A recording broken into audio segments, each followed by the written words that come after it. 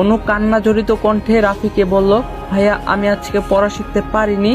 রাফি কপালে হাত দিয়ে শান্ত স্বরে বলল, কি বললি, আরেকবার বল।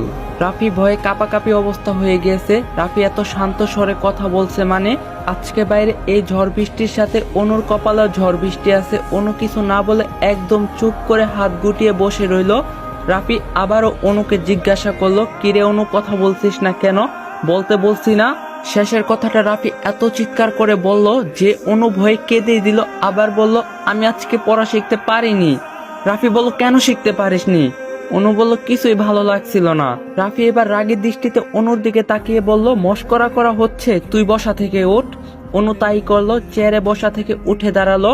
রাফি অনুরে আলমারির দিকে ইঙ্গিত করে বলল, ওই দিকে গিয়ে দাঁড়িয়ে 200 বার কান ধরে উঠ বস করবি, কোনো চিটিংবাজি করবি না। আমি গুনে গুনে দেখবো তুই কতবার কান ধরে উঠ